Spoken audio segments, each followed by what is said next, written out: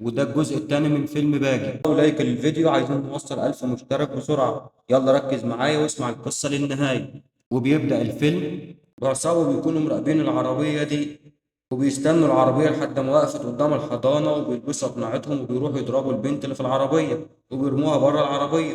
وكانوا لسه يسرقوا العربية ويمشوا، بس البنت نيها بتقاوم وتحاول تمنعهم، فالمجرم راح ماسك نيها وخبط دماغها في العربية. فقدت الوعي وبتروح نيها للمستشفى وبتتعالج وبتخرج بعدها ب10 أيام.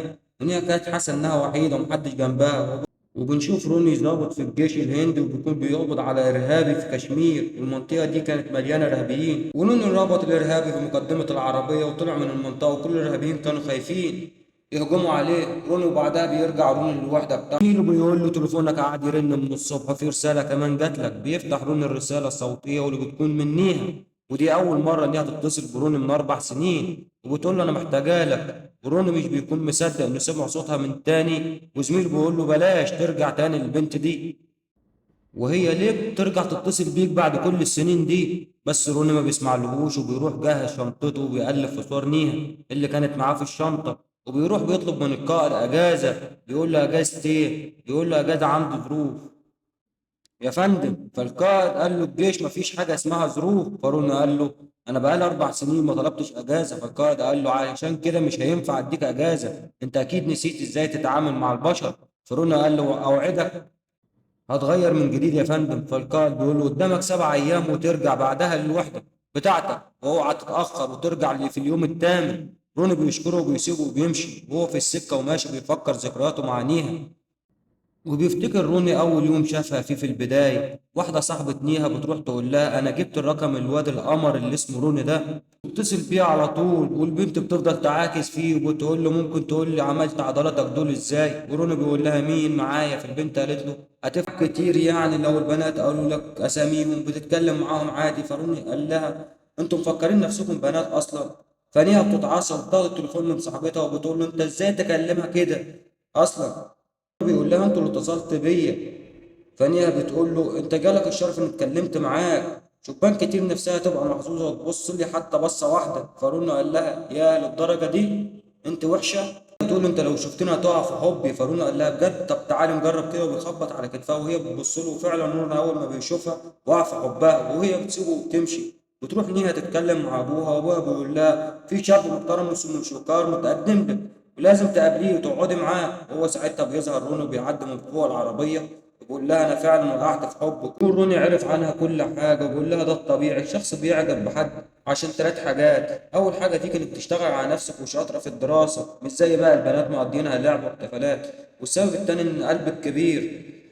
وبيقول لها صاحبتك بطلت تيجي الجامعة علشان مش عارفة تدفع المصاريف، بس انت عشان قلبك الكبير دفعت لها المصاريف. السبب التالت بقى هو طيبة قلبك، وفعلا بيفضل يغازل فيها وفي حلاوتها وكل ده وابوها واقف. وروني لما بياخد باله بيسلم عليه وبيقول له عامل ايه يا حماية؟ ابقى احفظ الشكل بقى علشان هتشوفني كتير الفترة اللي جاية. وبيسيبه وبيمشي. وابوها بيقول لها بعيد عن العيل الصايع ده. يوم بيكون روني بيلعب سله وبتجي له نيها وبتقول له انت اسمعني كويس علشان مش هعيد كلامه مرتين. اولا انت شايف نفسك او ثانيا حتى تقول كلام اهبل قدام ابويا، وثالثا عمال بتمشي ورايا وبتراقبني، وانا بكره الشاب اللي فيه الصفات دي. بس حبيت فيك حاجه واحده، انك بتقول اللي جواك بمنتهى الشجاعه، وبتكتب له رقمها على الكوره وبتقول له ده رقمي، لو عوزت تقول لي اي حاجه ابقى اتصل بيا. وبتضحك وبتسيبه وبتمشي. بعدها بيتعلقوا ببعض وبيقعدوا يخرجوا ويتكلموا طول الوقت، وبيقضوا اوقات حلوه. وروني بيوعدها وعد ابدي وبيقول لها انا هفضل احبك طول عمري مهما حصل، وهفضل جنبك طول الوقت، وحتى لو انا مش هبقى جنبك هفضل حواليك في كل مكان. اللي هيحصل عمري ما هسيبك او اتخلى عنك. وبعدها بيروحوا يحضروا فرح واحده صاحبته، وبيدخل عليهم ابو نيها وبياخد نيها وكان ماشي، بس رونو بيمسك ايد نيها وبيقول لابوها انا بحب بنتك. فراح ابوها مديله بقلم على وشه، ورونو بيتضايق وبيفكر ان مش هيشوف نيها تاني. وبتيجي نيها تاني يوم وبتقول له الفستان ده بتاع امي وقالت لي البسيه لما تتجوزي، تتجوزني يا روني؟ رونو بيوافق وبيبقى طاير من الفرح. وبيجي تاني يوم بياخدها وبيروحوا يشتروا مستلزمات الفرح، واصحاب روني بيفرحوا بيه وبيجي ميعاد الفرح، بس ان هي بتيجي لها مكالمه واللي بيكلمها بيطلب منها تيجي المستشفى حالا. وهي بتقلق جدا وبتتحرك، وروني بيوصلها للمستشفى وهي بتخش بسرعه. وروني بيتصل بيها وبيقول لها ماما تقفليش التليفون. انا عايز اعرف فيه ايه. وبيطلع ان ابو نيها تعبان جدا، وابوها بيقول لها انا عندي مرض خطير وانا في المرحله المتاخره من المرض. وبيشوف ايديها وبيقول لها ايه ده، انت هتتجوزي؟ فبيعيط وبيتضايق جدا وبيطلب منها ما تتجوزش الواد اللي اسمه روني وتتجوز شيكار. ونيها بتسمع كلام ابوها وبتقفل السكه في وش روني، وروني بيفهم كده انها مش من نصيبه. فبعدها دخل الجيش وقرر يكمل حياته في خدمة بلده، لحد ما نيا بعد 4 سنين رجعت تكلمه وطلبت تشوفه وترجع لأرض الواقع. وروني بيقابل نيها وبتكون متعورة في وشها وبيقول لها ايه ده، حصل لك كده؟ فهي بتغير الموضوع وبتقول له شكلك اتغير قوي بعد ما دخلت الجيش. فقال لها روني حاجات كتيرة قوي اتغيرت في حياتي في آخر 4 سنين. فسألته انت اتجوزت؟ قال لها لا أنا مبسوط كده من غير جواز. فقالت له أنا بصراحة اتجوزت وعندي بنت. وروني بيتضايق جدا بعد ما عرف إنها اتجوزت وبيقول لها ايه الحاجة اللي انت كنت عايزاني علشانها. فهي بتحكي له إنها كانت توصل بنتها لأول يوم دراسي ليها، وبنتها كانت مصرة إنها ما تروحش، بس أنا صممت أوديها. وفجأة طلع علينا 2 بلطجية وضربوني وخطفوا بنتي مني، ومن بعدها حياتي كلها اتلخبطت ومش عارفة مين دول وعايزين مني إيه. وبتطلب منه مساعدة في إنهم يلاقوا بنتها، وبتمسك إيده وبتترجاه. وبيمشي من المكان وهو قاعد يفكر، وبيروح لمحل عربيات وبيقول لصاحب المحل انه اسمه عثمان انا عايز اجر عربيه. فعثمان بيقول له انا عايز اشوف هوايتك الاول علشان سرقه العربيات كتيره اول اليومين دول. فارون بيديله بطاقه، وعثمان بيعرف انه ضابط في الجيش الهندي. فيقول له تحت امرك، المحل كله يا باشا، ده انتوا اللي بتحمي البلد. وبيجيب له احسن عربيه وبيروح لنيها وبيسالها انت ما حاولتيش تدوري على بنتك؟ فقالت له انا تعبت من كتر ما دورت على بنتي رايه، بقالي شهرين بدور محدش بيساعدني. وبتترجاه وبتفكر انه وعدها قبل كده انه مش هيسيبها ابدا. فروني بيقول لها طب جوزك شيكار معرفش يعمل حاجه؟ فقالت له شيكار برضه حاول بس ما وصلش لحاجه. فبقول لها طب عملت محضر في الاسم؟ فقالت له انا عملت محضر من شهرين والشرطه قالت لي انهم ما وصلوش لحاجه وهيقفلوا القضيه. فرونا قال لها ازاي الكلام ده، وبياخد وبيروح على الاسم.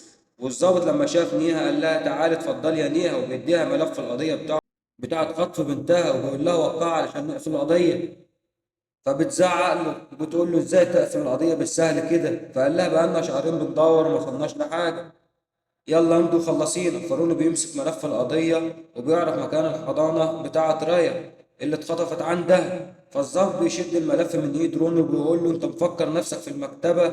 روني بيقول له عيلة صغيرة مخطوفة وانتوا مش عارفين تعملوا حاجة. والظابط مش بيبص لروني، بيكلم نيها وبيقول لها القضية تتقفل، وبيغمز لها انها في رجلها. وروني بيشوفه وبيقول لها ارجع مكانك. الظابط بيقول لها سكت اللي معاك ده. برونو بيقول له ارجع احسن لك. والظابط مش همه بيغمز دنيا في رجلها تاني. فرونو بيتعصب وبيديله في وشه وبيطير له صف اسنانه، ما قال لك يا ابني ارجع. الظابط بيقوم له روني تاني ويمسك روني من اللبس، بس روني بيمسكه بيعجنه وبيكسر في عظمه وبيتلم على روني. بس روني وحش جبار بيكسر عظمهم كلهم، وبيكون خلاص هيقتل الظابط بس النيابة بتوقفها. وبيتلموا على روني وبيقبضوا عليه وبيحبسوه وبيفضلوا يضربوا فيه ويعذبوه. وروني ولا كأنه حاسس بأي حاجة. وبعدها بيعرفوا إن هو جندي في الجيش. فالظابط بيقول له أنت ليه ما قلتش من الأول إنك ضابط في الجيش وكنا سبناك وسبتنا نعذبك كده؟ فروني بيقول لهم تعذيبكم ده كأنه مجرد تدريب بالنسبة لي.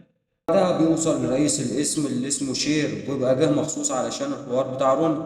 وبيأمرهم انهم يجيبوا روني من الزنزانة وبيجيبوا روني قدامه. وشير بيقول له انا اخويا كان بيقول لي اطلع دكتور بس انا رفضت اشتغل دكتور عشان محدش يكلمني الساعة 12 بالليل ويقول لي عندك عملية. بس حتى وانا رئيس القسم صحوني بالليل بسببك. وبيقول له ازاي تمد ايدك على ضابط الشرطة؟ انت مش عارف ان ده غلط؟ فرونا قال له الضابط نسي شغله وانا كنت بفكره القانون ما ينفعش تقبض عليا. بس شير بيقول له اه انت ضابط في الجيش بس واخد اجازة، واللي واخدين اجازة بيتعاملوا زي اي شخص مدني في الشارع. بيقولوا لنا همشيك علشان القائد بتاعك صاحبي. وفعلا بعدها رونا بيمشي من المكان الحضانة بتاعت ريا بنت نيها، وبيروح للمديرة وبيقول لها في بنت صغيرة اتخطفت من الحضانة من شهرين. فالمديرة قالت له خطف؟ لا مفيش حد اتخطف من عندنا. فرونا بيقول لها ازاي؟ وريها صورة لريا بنت نيها. فالمديرة قالت له البنت دي مش تلميذة في الحضانة عندنا. وهنا روني بيتصدم ودماغه بتفضل تود وتجيب، وبيخرج بره وبيلاقي في كاميرات في البيت اللي قصاده كشف الشارع بتاع الحضانة. فبيقول له مع نفسه أكيد الكاميرات دي صورت البلطجية وهما بيخطفوا عربية نيها. يروح لنيها وبيحكي لها اللي قالته المديرة. فنيها بتقول اكيد المديره قالت كده عشان ما تدخلش حاجه وتعرض حياتها للخطر. فرونو بيقول لها طب ينفع اتكلم مع شيكار جوزك؟ فنيها مره واحده نبره صوتها بتعلى وبتقول لا ما ينفعش، وهو ما يعرفش اللي ما بيننا. فرونو بيقول لها طيب انا عايز صوره لريا. قالت له ما فيش غير الصوره اللي اديتها لك دي. فقال لها ازاي يعني، ولا صوره على الموبايل او الفيسبوك؟ حتى قالت له لا مفيش. وروني بيستغرب جدا، وساعتها نيها ان ساني وصل بعربيته، فبتقول له روني امشي بسرعه ساني جه. فقال لها مين ساني ده؟ قالت له ساني بيبقى اخو شيكار، ما ينفعش يشوفك هنا عندي وفي البيت. فروني بيسمع كلامها وبيمشي، وبيشوف ساني وهو داخل العماره، وكان شكله شخص غلط وشايل معاه مسدس. وسامي بيخش عند نيا وبيقول لها ازيك يا بيبي، بس نيا ما كانش بتطيقه. وروني بيبص وبيشوفه سامي وهو من شباك البيت، وبيشوفه وبيشد بودرة، ونيا بتتعصب على سامي وبتقول له يلا امشي من هنا حالا، وبيسمع كلامها وبيمشي. وروني بيرجع لها تاني وبيقول لها ايه اللي انا شفته ده؟ اديني رقم وعنوان علشان اتاكد ان هو ما بيجيش ويضايق تاني. وفعلا بياخد رقمه وعنوانه وبيمشي. قابل واحد جار لنيها وبيسأله انت تعرف شيكار ومرات نيها؟ فالراجل قال له اه اعرفهم. فرونا قال له شفت بنتهم اخر مره امتى؟ فالراجل قال له بنتهم هم مخلفين اصلا، انا عمري ما شفت عيال معاهم قبل كده. وبروني بياخد الصدمه وبيمشي وبيروح يتصل برقم ثاني، وبيقول له من شهرين بنت اخوك اتخطفت، عاوز اتكلم معاك بخصوص الموضوع ده. فسامي بيقول له انت ظابط؟ فروني بيقول له لا انا صحفي. فسامي بيقفل في وشه السكه وبيمشي روني وبيخبط في الراجل السكران ده، والراجل بيقع منه الكارنيه ده، واللي بيطلع عنه كارنيه ظابط. فروني بياخد الكارنيه البيت اللي في وش الحضانة وبيقول للحارس أنا ظابط وعايز أشوف تسجيل الكاميرات، وبيقعد على الجهاز وبيشغل تسجيل اليوم اللي اتخطفت فيه راية بنت نيها. بس بيكتشف إن اليوم ده مقصوص منه 3 ساعات. فاروني قال له ألاقي ال3 ساعات المحذوفين دول فين؟ الحارس بيقول له في مكتب المدير. وروني بيقرر يشوف تسجيل اليوم اللي قبله، وبيكتشف إن سامي كان موجود قدام الحضانة، فبيستغرب وبيقول له نفسه هو كان بيعمل إيه هنا، وبيدي للحارس الفلوس دي وبيقول له تجيب لي ال3 ساعات المحذوفين من غير ما حد ما يعرف. وبيديله رقم وبيقول له كلمني لما تجيب التسجيل، والحارس بيوافق. وبنروح لاسم الشرطة من تاني، وساعتها كان في ضابط جديد لسه متعين في الاسم جديد واسمه سينج. سينج كان متنكر في آخر عملية في هواية تاجر مخدرات، فكان لازم يدمن المخدرات عشان يلبس الدور. ففضل مدمن المخدرات على طول، وبيخش للنائب شير، وشير بيقول له حوار انك بقيت مدمن ده مش حلو في حقك، لازم تثبت انك ضابط شاطر، وسمعة الضابط هي اهم حاجة.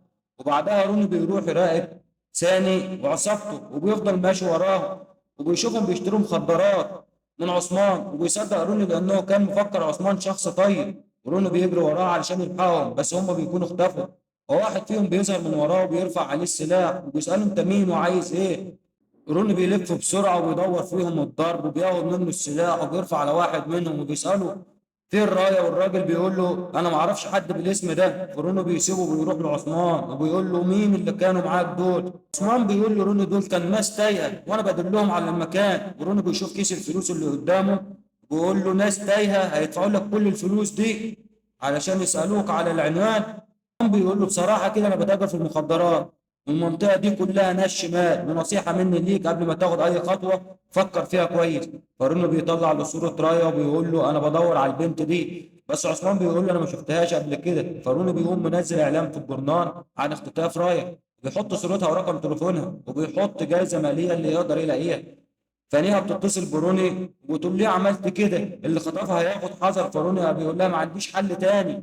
كل اللي بيتصلوا بروني بيكونوا طمعانين في الجائزه الماليه، وما كانوش يعرفوا مكان رايح فين. شخص بيرن على روني بيقول له انا عايز اعرف انت هتعرف ترجع لي بنتي ولا لا. وروني بيستغرب من سؤاله وبيقول له عنوانك فين؟ انا هاجي لك. وفعلا روني بيروح يقابل الراجل، والراجل بيحكي له ان بنته اتخطفت من 6 شهور في مومباي. بيوري له البوم صورهم لرايا، وروني بيقول له البنت دي بنتك؟ فالراجل قال له ايوه طبعا بنتي. وروني ما كانش قادر يصدق وما كانش قادر يتمالك اعصابه، وماسك الراجل من دراعه وبيقول له وريني شهاده ميلادها. شوف روني شهاده ميلاد رايا وما كانش فيها اسم نيها. وبعدها شيكار جوز نيها بيتصل بروني وبيقول له انا عايزك قابلنا حالا. وروني بيتحرك على طول وبيروح لشيكار، بيكلموا عن الاعلان اللي منزله في الجورنال وبيسالوا انت تعرف ليها منين. فاروني بيقول له كنا مع بعض في الكليه وكلمتني وطلبت مني المساعده علشان بنتها مخطوفه. كار بيقول له مش عارف اقول لك ايه، بس احنا مش مخلفين اصلا. والكلام ده بينزل على روني كانه في حاله ذهول، وبيحكي له انه نيها فعلا في بلطجيه طلعوا عليها وضربوها وسرقوا عربيتها. المستشفى، ولما فقت فضلت تسالني عن بنتنا ريا، وفضلت تسال كل الناس في الشارع اذا كانوا شافوا ريا. الوقت ده متهيأ لها ان هي مخلفه وبنتها تايهه، وحاولت اقنعها ان احنا مش مخلفين، بس مش عايزه تصدق، والدكاتره شخصوا حالتها وانها جالها طرف بعد الصدمه، والضرب ده على دماغها وصلها للحاله دي. وروني بيسمع الحكايه وبيفهم كل حاجه، وان كل ده كان وهم مرسوم في خيال نيها، وبيبدا يجمع الكلام ده بتقول المدير وتصرفات الضابط في الاسم، وبعدها بيتصل بروني الحارس اللي المفروض يجيب له الثلاث ساعات المحذوفين، وده اخر امل لروني علشان يصدق كلام نيها. وبيروح روني يشوف تسجيل الكاميرات، وبيشوف ان هي وهم بيضربوا نيها بيسرقوا العربيه، بس العربيه ما كانش فيها اي بنت. طب روني بيروح على بيت نيها وبيواجهها كل حاجه حصلت، وبيقول لها انت ما فيش حتى صوره تانية عندك لبنتك ريا، تصرفاتك غريبه. وبيقول لها انا شفت تسجيل الكاميرات وريا ما كانتش جنبك. فنيها قالت بتقول له البنت كانت في الكنبه اللي ورا، بس روني مش بيصدقها، وهي بتحاول تقنعه وبتقول له كل اللي انت قابلتهم كدابين، وبنت ريا موجوده. وروني بيقول لها فوقي بقى خلفتيش ومفيش حد في حياتك اسمه ريا. فنيها بتقول له امشي، وروني بياخد مفتاح العربيه بتاعته من الارض وكان ماشي، بس المفاجاه بيشوف علامات نمو طفل على الحيطه، واسم ريا مكتوب على الحيطه. بيقول انه ممكن تكون نيها بتقول الحقيقه، ولسه بيقول علشان ينادي عليها، بس نيها كانت نطت من البلكونه وانتحرت. بيحاول يلحقها بس بيفشل، ومش بيلحق منها غير الشال بتاعها، وبتموت نيها. وروني بيتصدم وبيعيط، وبيفتكر كلامها لما قالت له كل الناس بتكتب، والظابط سنج بيتولى التحقيق في قضيه انتحار نيها، وبيحقق في القضيه وبيقول لشيكار ازاي مراتك انتحرت، وبيحس شيكار ان الاتهام متوجه. وسنج بيمشي وبيقول للظابط ان الشيكار بيقول له الحقيقه، هو ما قتلش نيها بس عينه كانت مليانه كده، وانا متاكد ان في تفاصيل كتيره في القضيه. وبيخلي المساعد بتاعه يكشف عن موبايل نيها ويعرف هي كانت بتكلم مين، وبعد ما كشف عن التليفون عرف ان اخر مكالمه كانت مع روني، وبيعرف عنوان روني وبيتحرك علشان يحققوا معاه. وروني في نفس الوقت كان في حاله اكتئاب كبيره، والباب بيخبط بس مش بيكون البوليس، بيكون عثمان. وعثمان بيقول له انا عندي كلام مهم عاوز اقوله لك. نيا كانت مخلفه بنت فعلا واسمها ريا. فارون بيتعصب عليه وبيمسك منه هدومه وبيقول له اتكلم. وعثمان بيقول له نيا ما كانتش مجنونه، كلامها كان صح، هو كل اللي عمل الحكايه دي. وفي يوم وانا باخد بضاعه من ثاني شفت رجالته هم واصلين ومعاهم بنت صغيره، اداني فلوس وقال لي اقفل بقك ولا هموتك، فكنت خايف جدا وسمعت الكلام، بس ما كنتش اتخيل ان ده هيخلي واحده تنتحر. وفي نفس الوقت بيوصلوا رجاله مسلحين الفندق اللي فيه روني، وكانوا جايين عشان يقتلوه. واللي بعتهم كان الراجل اللي كلم روني وقال له ريا بتبقى بنتي، بس الراجلين دول بيقتلوا واحد تاني بالغلط مش روني. وروني بيقول لعثمان الحيوان اللي اسمه سامي ده الاقيه فين. عثمان بيديله على مكانه وبيركب الاسانسير مع الراجلين اللي كانوا جايين يقتلوا روني. وساعتها سينج بيتصل بروني بيقول له انت فين؟ فروني بيقول له انا في الفندق. سينج بيقول له خليك مكانك ما تتحركش انا جاي لك، بس روني بيقفل معاه وبيمشي علشان يوصل لساني، وبيطلع من باب وسنجل بيخش من الباب التاني، ويوصل روني لساني ويقول له فين رايح. فساني بيأمر رجالته يضربوه. روني يضربوا مين يا شويه كدابين، طب خد. كسر عظمهم كلهم، وساني بيطلع يجري وروني بيطلع يجري وراه، وسنج بيعرف باللي بيحصل. جميع الوحدات انهم تقبض عليهم، وساني وروني بيطلعوا على الطريق، وساني بينط على الاتوبيس ده، وروني بيفضل وراه ومش سايبه لحد ما ساني تعب من الجري. وروني مسك ونزل فيه ضرب في وشه، والشرطه بتبقى وصلت وبالعافيه شالوا روني. الشرطه بتقبض عليهم هما الاثنين، وسنج بيقول له روني انا مش قلت لك تستناني في الفندق؟ وروني بيقول له استنى ايه؟ استنى لحد ما يقتل ريا. وسنج بيقول له لو انت كنت موجود ساعه ما نيها انتحرت. فروني قال له اه، كنت هتعمل ايه لو بنتك اللي اتخطفت؟ وسنج اتخنق من روني ورماه في الزنزانه. وروني بيفضل متعصب وبيقول له انتوا المفروض خدامين الشعب مش ترموا الناس البريئه في السجن. والسجن بيقول له ده بدل ما اقوم لك. فروني بيقول له انت بتتكلم كده عشان انت حابسني، بس لو نزلت الرجل على رجل هعرفك مقامك. فسنج بيقوم وبيفتح الزنزانه، وفعلا الاثنين بينزلوا ضربه في بعض، بس روني كان اقوى منه بكتير. وهنا بيتدخل النائب شير، وروني بيقول لهم خدتوا كام رشوه عشان تسكتوا عن الحق؟ فشير بيقول له تقصد ايه؟ فروني بيقول له ثاني اللي انتوا سبتوه يمشي هو اللي خطب بنت نيها. فشير قال له عندك دليل على كلامك؟ قال له اه عثمان. فعلا بيجيبوا عثمان، وعثمان بيقول الحقيقه، بيقول له انا شفت رجاله ثاني خاطفين ريا. فشير بيقول له هتقول الكلام ده قدام المحكمه والقاضي؟ الله هقول. فبيجيبوا سامي عشان يحققوا معاه، وسنج كان عاوز يحقق معاه بس شير رفض وقال له انا اللي هحقق معاه. وبيخش بيساله بيقول له فين رايح؟ فسالي بيكذب وبيقول له ما اعرفش حد بالاسم ده. وبيقول له هات سيجاره، وبيكون سالم هلوس من المخدرات اللي بيشربها، وبيكون هيقوم هيضرب النائب شير، بس سنج بيتدخل وبيرفع عليه السلاح، وكان هيضربه بس شير بيمنعه. وساعتها سامي سرق السلاح بتاع شير ورفعه عليه، بس شير كان معاه سلاح تاني وقتل سامي بسرعه. وروني بيخش جري وما كانش عاوز تاني يموت، لأنه كده مش هيعرف مكان ريا. وروني بيكون غضبان وشيب بيقعد معاه عشان يهديه. وروني بيقول أنا كان نفسي أنتقم من ساني وأنقذ ريا، بس للأسف فشل وكأني شاركت في موت نيها. فشير بيقول له ما تقلقش، أنا هحقق في القضية دي تاني بنفسي، وإن شاء الله هنوصل لريا.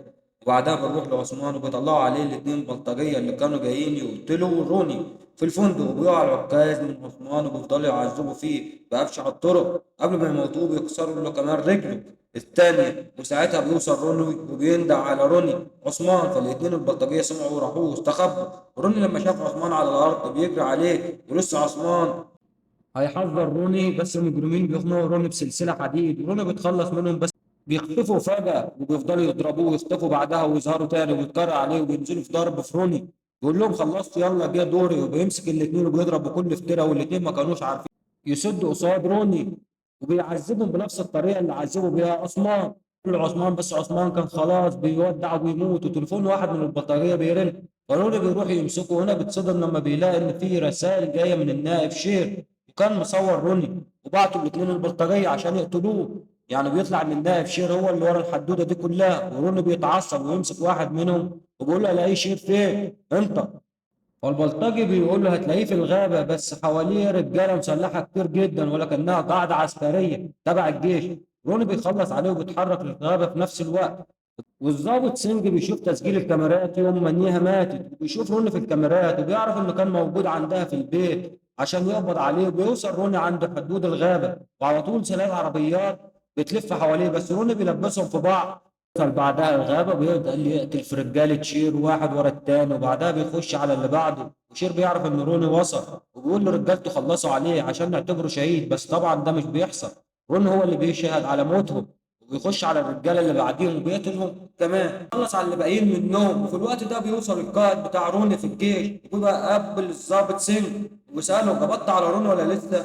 فسنج بيقول له لسه، بس ان شاء الله هنقبض عليه هنقتله. فالقائد قال له تقتل مين يا حبيبي؟ انا جاي احذركم من روني، روني ده جيش لوحده عنده الكفاءه انه يقدر يقتلكم كلكم. فسنج بيقول له انا سلاحي في طلقه واحده وانا طلقتي ما بتخيبش. وروني ساعتها بيخش اوضه الاسلحه وبياخد الاسلحه اللي هو عاوزها وبيفجر الأوضة، وبيطلع بعدها على رجالة شير وبيفضل يقتلهم بالأسلحة. أسلحة رونو بتخلص وبيرمي الأسلحة، فبيخش بإيده وعندك إيديه مليون سلاح، وبيدخلوا عليه بالسكاكين، بس آخرهم بيقطعوا له التيشيرت. وروني بيخلص عليهم بكل سهولة. وشير بيحاول يكلم رجالته بس محدش بيرد عليه عشان كلهم بيكونوا ماتوا.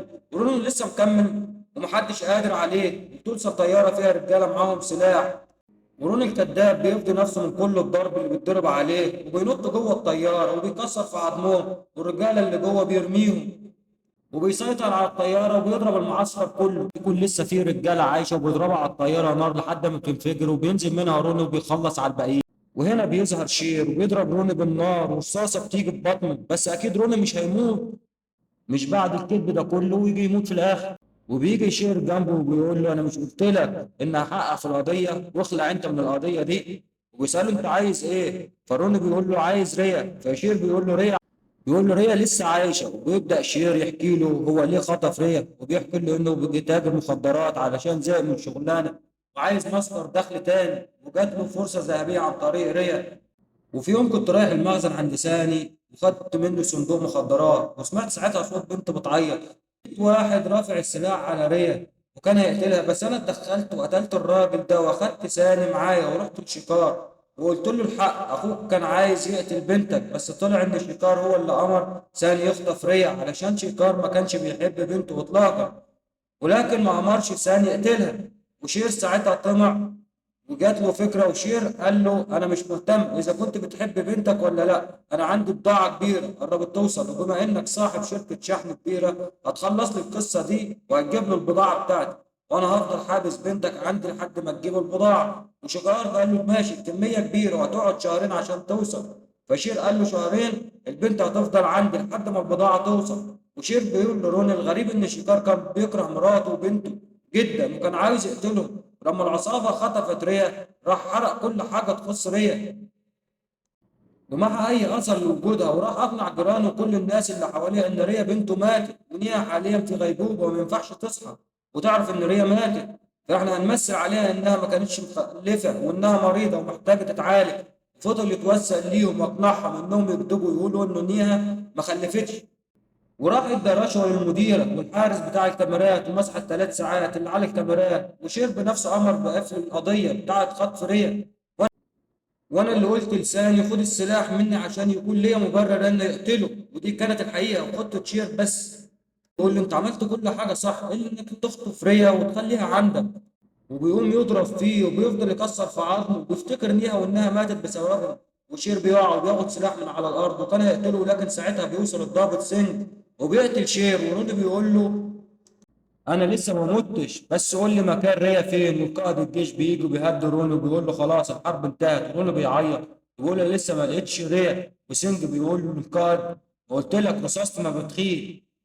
وفي الوقت ده بتظهر ريا وروني بيشوفها بيغني لها، وبعدها بياخد روني على المستشفى. والظابط سينج بيجي وبيحكي لروني اخر سطر في الحكايه، وانه راح قبض على شيكار وحقق معاه، وشيكار حكى له انه في يوم راح للدكتور وعرف منه انه عقيم ومش بيخلف. وشيكار بيقول له ازاي وانا مخلف بنت؟ راح الدكتور بيقول له مستحيل انك تخلف. وسينج بيقول له روني اتمنى تكون فهمت ليه ان هي اختارتك انت علشان ترجع بنتها علشان ريا تبقى بنتك انت كمان. اكيد يا صديقي انت كده فهمت بقى القصه، والواد روني طلع واد خلبوس. يا ريت تشترك في القناه وتفعل زرار الجرس، عايزين نوصل ل 1000 مشترك في اقرب وقت. سلام.